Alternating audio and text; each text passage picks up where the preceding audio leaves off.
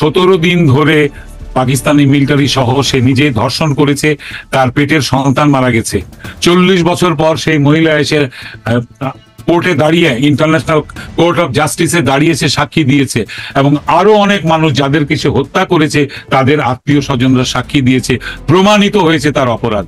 তাকে বেকসুর খালাস দিল এই উপদেষ্টা সরকার, বেকসুর খালাস। তার আগে বেকসুর খালাস যাতে দিতে পারে, তার আগে বিচারকদেরকে অত্যন্ত অপমানজনক ভাবে বরখাস্ত করে নতুন বিচারক, তাদের পছন্দসই বিচারক নিয়োগ দিয়েছে তারা, যারা জামাতে ইসলামের সদস্য। যারা উকিল তারাও জামাতে ইসলামের সদস্য, আর যারা বিরোধী পক্ষ নিচ্ছে তারাও জামাতে ইসলামের সদস্য। পুরো বিচার বিভাগটা জামাতে ইসলাম অধ্যুষিত হয়ে গেল। এখন যে এই লোকটা যে ছেড়ে দিল, এর তো সব অপরাধ প্রমাণিত, গোটা পৃথিবী ওয়াচ করেছে ইন্টারন্যাশনাল কোর্ট অফ জাস্টিস।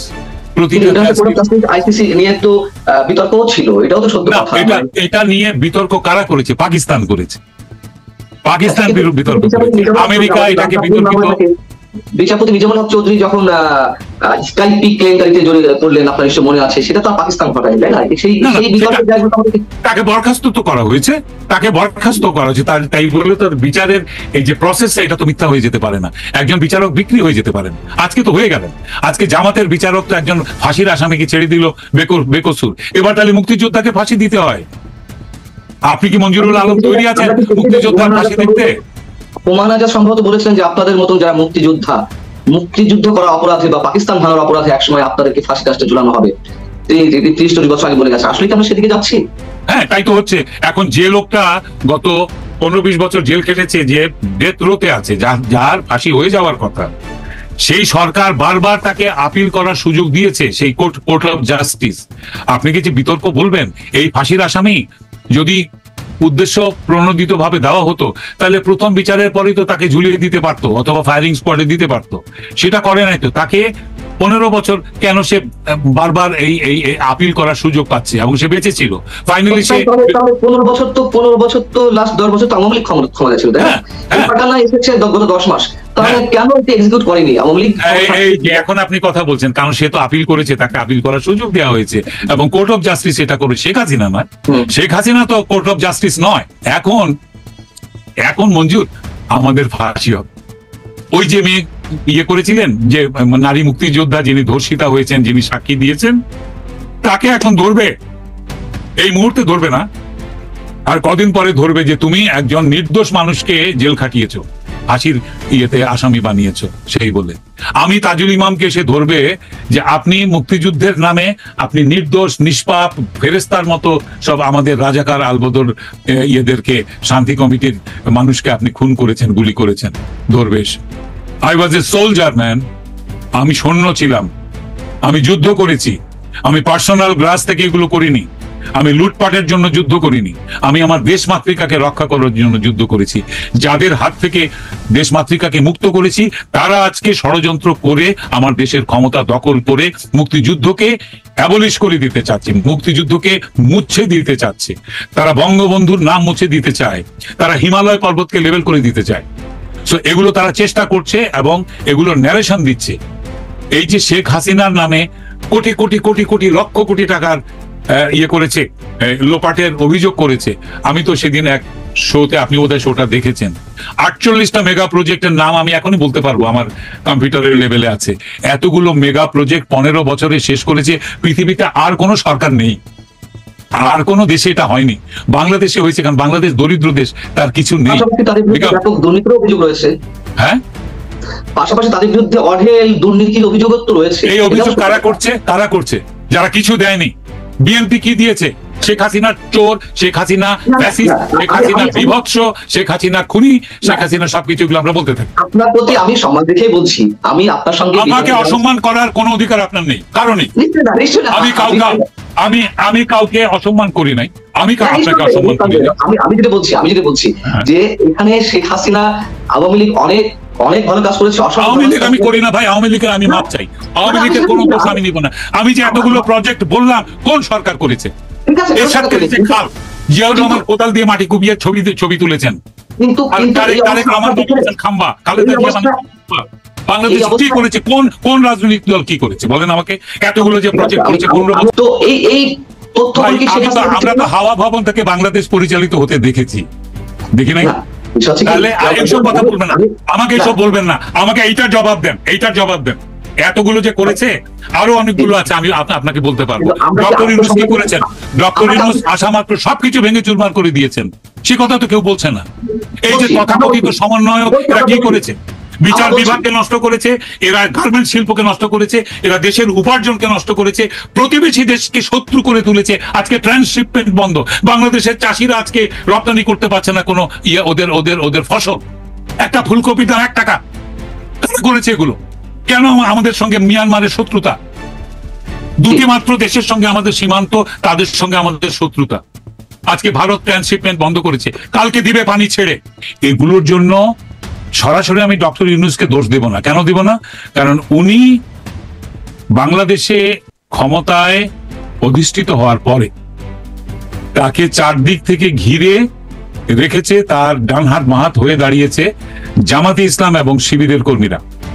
ওকে, এর মধ্যে জামাত বলতে আমি কিন্তু সবগুলো ইসলামী সন্ত্রাসী দল যেগুলো আছে সবগুলোকে মিন করছি, কারণ জামাত নিজের নামে কখনো করে না, ওরা নাম ভাড়িয়ে করে কাজ। বাট ওদের সঙ্গে হিজবুত তাহরির আছে, হরকতুল জিহাদ আছে, ওদের সঙ্গে লস্করি তৈয়বা আছে, ওদের সঙ্গে আরো যেগুলোর নাম আমি মুখস্থ করতে পারিনি, এই সবগুলো যোগাযোগ আছে। এবং এরা সবাই ডক্টর ইউনূসকে পূর্ণ সহযোগিতা দিচ্ছে, প্রতিটা সিদ্ধান্ত তাদের সিদ্ধান্ত ডক্টর ইউনূসের কাছে পৌঁছে দিচ্ছে। এই যে ডক্টর ইউনূস ক্ষমতা নেওয়ার সঙ্গে সঙ্গে একটি প্রতিবেশী দেশ যেখানে শেখ হাসিনা আশ্রয় নিয়েছেন, হ্যাঁ, তার রাজনীতিক জ্ঞান থাকলে, তার ঘটে যদি বিশ্ব রাজনীতির কোন রকম মানে সেন্স থাকতো, তিনি এই শক্তিশালী প্রতিবেশীর সঙ্গে ফর নো রিজন এটা নিয়ে উনি ঝগড়া, তার 7 সিস্টার্স খেয়ে দিব, হ্যাঁ আমরা চাগিয়ে দিব, এইসব কথা বলাটা অত্যন্ত ধৃষ্টতা এবং কূটনৈতিক শিষ্টাচার বহির্ভূত।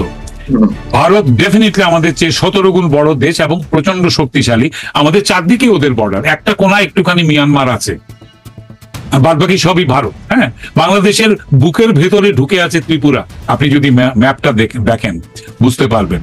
চিকেন নেক করে ভারতকে উত্তক্ত করার কোনো দরকার আছে? ভারতের একটা চিকেন নেক আছে, বাংলাদেশেরও তো আছে, ওরা তো বলেছে বাংলাদেশেরও চিকেন নেক আছে।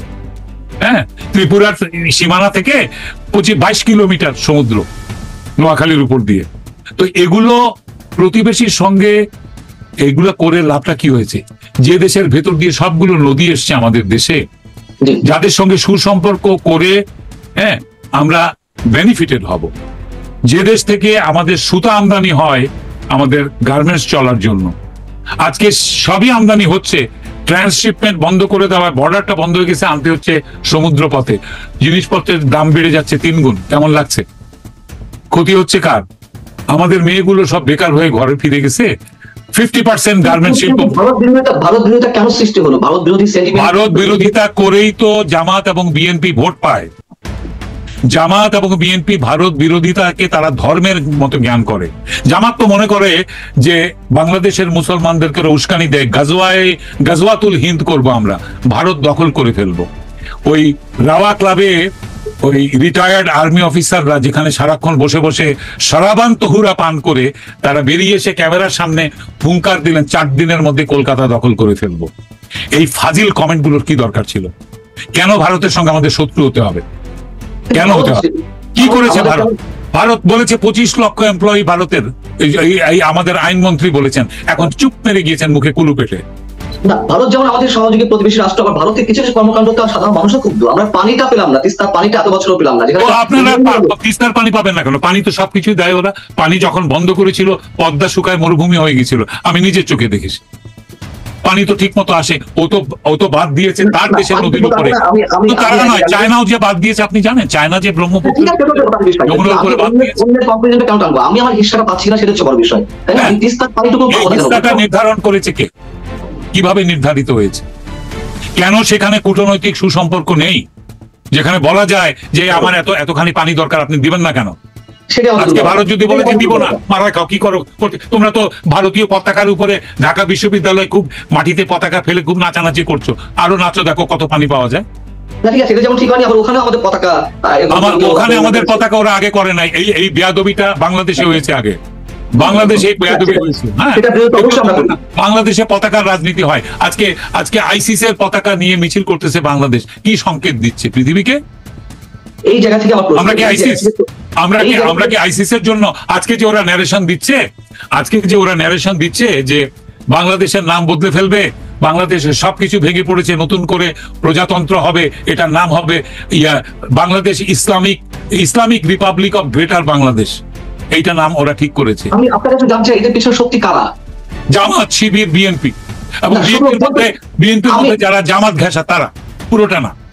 শুধুমাত্র অভ্যন্তরীণ কিছু মানুষের শক্তি, ইন্ধনে তারা এত শক্তি পাচ্ছে, আপনার মনে হয় আন্তর্জাতিক ভাবে আন্তর্জাতিক ক্ষমতা তো আছে। ডক্টর ইউনূসের কোন রাজনৈতিক শক্তি আছে? তিনি ওখানে দাপিয়ে বেড়াচ্ছেন কার জোরে ভাই, আপনি বলেন। আজকে প্রিন্স চার্লস তাকে পুরস্কার দেবে, তিনি ছুটে যাচ্ছেন। জীবনে তিনি দুটো জিনিস পছন্দ করেন, একটা পুরস্কার আর একটা টাকা। তবে উনি বিশ্বের শান্তির দূত হিসাবে পুরস্কৃত হয়েছেন, একবার নয় বহুবার, প্রায় 40-42টা পুরস্কার আছে তার ঝুলিতে। তার পার্শ্ববর্তী দেশ অং সান সুচিও শান্তিতে নোবেল প্রাইজ পেয়েছেন। এই দুজন নোবেল প্রাইজ, শান্তিতে নোবেল প্রাইজ কিসিঞ্জারও পেয়েছেন। শান্তিতে নোবেল প্রাইজ এই ইসরায়েলের যে সবচেয়ে খুনি যে প্রেসিডেন্ট, তিনিও বাংলাদেশের পক্ষে। কোনোদিনও সেখানে ডক্টর ইউনূস ছিলেন না, সেখানে এফআর খান ছিলেন আর্কিটেক্ট, আরো ছিলেন জাকিয়া খান, আরো ছিলেন